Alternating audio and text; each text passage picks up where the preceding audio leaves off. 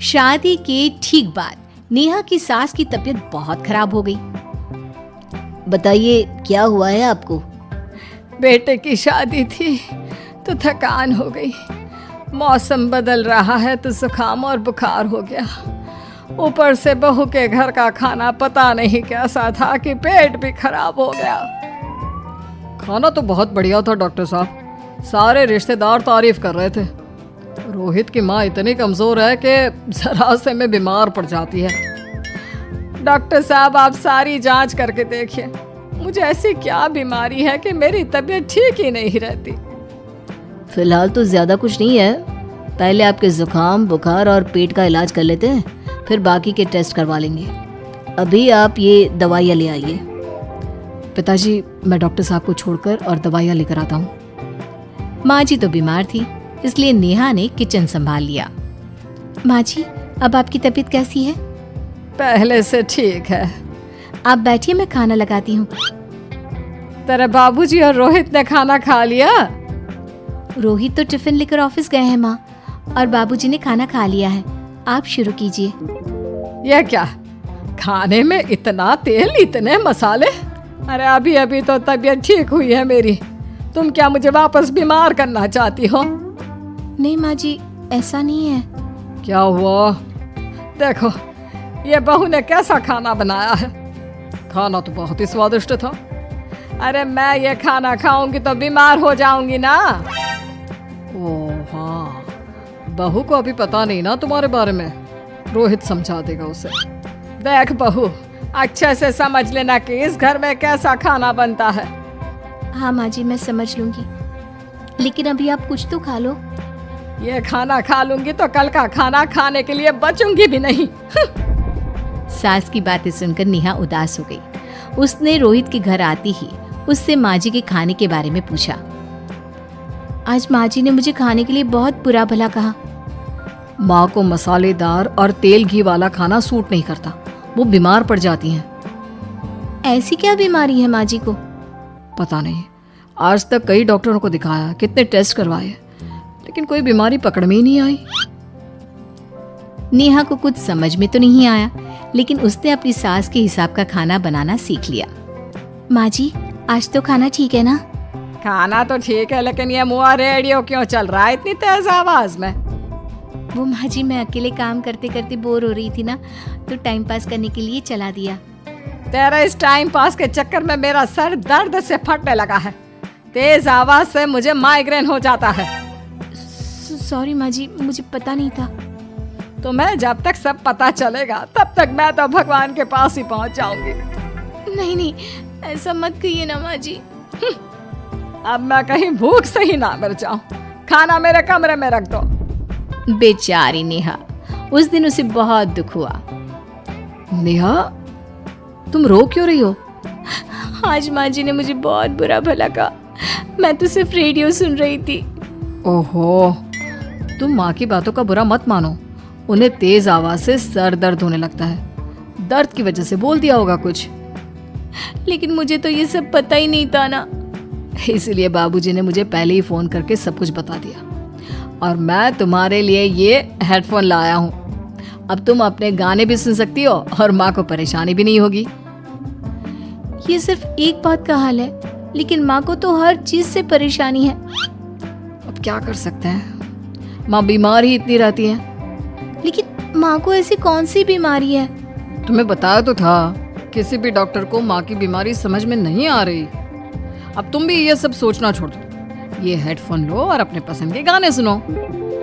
रोहित के गिफ्ट से नेहा की एक परेशानी तो दूर हो गई, लेकिन उसके मन में कई सवाल खड़े हो गए। आज मैं देर से उठा हूँ या तुम जल्दी उठ गई? वो माँ जी को कल रात भर सर दर्द हुआ ना, तो जल्दी उठकर उनकी जगह मैंने पूजा कर दी। अरे वाह, अच्छा अच्छा, हे भगवान, ये किसकी करामत है? ये तो माँ जी की आवाज है। चलो चल के देखते हैं। क्या हुआ माँ?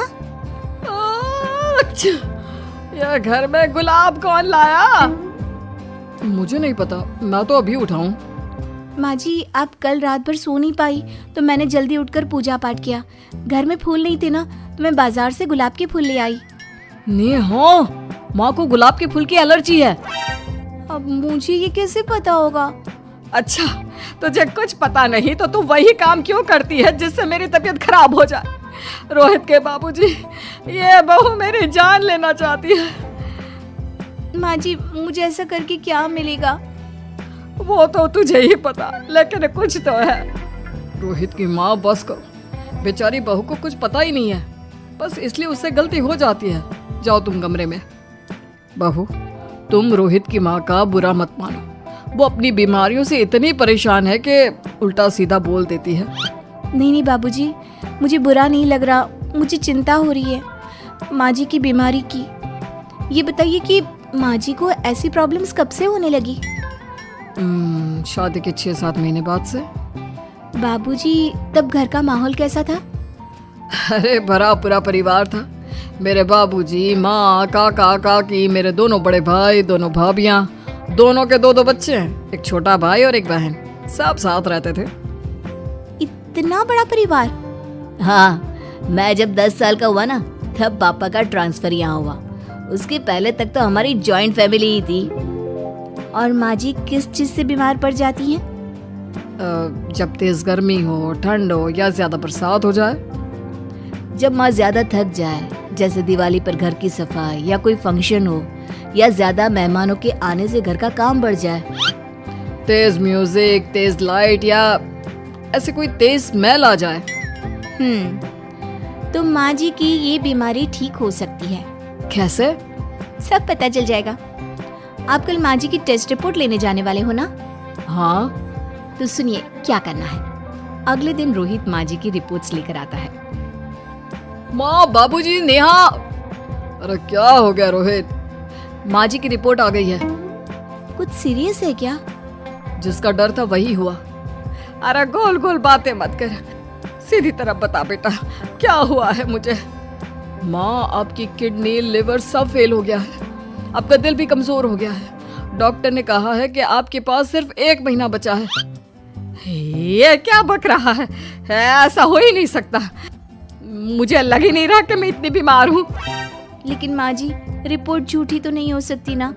हाँ, माँ को 20 साल की उम्र से बीमारी लग गई थी, लेकिन कोई डॉक्टर पकड़ नहीं पाया और अब ये बीमारियां बहुत ज्यादा बढ़ गई हैं। हाँ रोहित की माँ, तुम्हें याद है शादी के 6 महीने बाद से तुम बीमार रहने लगी थी। अरे लेकिन वो अलग था, मुझे ऐसी कोई बीमारी नहीं हो सकती। ये तुम कैसे कह सकती हो माँ? हाँ, तुम उस वक्त बीमार पड़ी थी ना, और अब डॉक्टर भी यही कह रहे हैं, तो सच ही तो होगा। और आप तभी से बीमारी तो रहती आई हैं। अरे लेकिन तब मैं बीमार थी ही नहीं। क्या मतलब? अरे तब मैं बीमारी का नाटक करती थी, मुझे कुछ नहीं हुआ था। ये क्या बोल रही हो? हाँ, घर में इतने सारे लोग थे और सबसे छोटी बहू मैं थी, तो सारा काम मुझे करना पड़ता, इसलिए काम से बचने के लिए मैं नाटक करने लगी। लेकिन आपको अभी भी वही बीमारियां होती है ना माँ?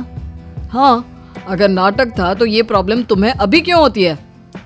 इसका जवाब मैं देती हूँ। माँ जी कई महीनों तक नाटक करती रही, इसलिए इनके दिमाग ने धीरे धीरे इस झूठ को सच मान लिया और इनका दिमाग उन बीमारियों का एहसास कराने लगा।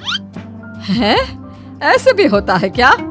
हाँ माँ जी, इसे प्लेसिबो इफेक्ट कहते हैं। जब आप बात बात पर बीमार पड़ने लगी तो मैंने अपने मामा से बात की जो एक साइकोलॉजिस्ट है। उन्होंने बताया मुझे। तो ये रिपोर्ट्स? मैंने झूठी रिपोर्ट बनवाई थी नेहा के कहने पर, ताकि आप सच बताएं। यानी मुझे कुछ नहीं हुआ? नहीं माँ जी, और आपकी इस प्रॉब्लम का भी सोल्यूशन है। हम किसी अच्छे साइकोलॉजिस्ट को दिखाएंगे और आप जल्द ही ठीक हो जाएंगी। वाह बहू, मैंने तुझे इतना भला बुरा कहा और तूने मेरी जिंदगी भर की तकलीफें दूर कर दी। थैंक यू और सॉरी बहू। अरे मुझे भी तो सॉरी कहो, पूरी जिंदगी तुम्हारी सेवा की है, वो भी झूठ मूठ की बीमारी के लिए। हाँ हाँ, आप भी माफ कर दो मुझे, बस सॉरी। तो इस तरह नेहा ने अपनी सास की बीमारी पकड़ भी ली और ठीक भी कर दी।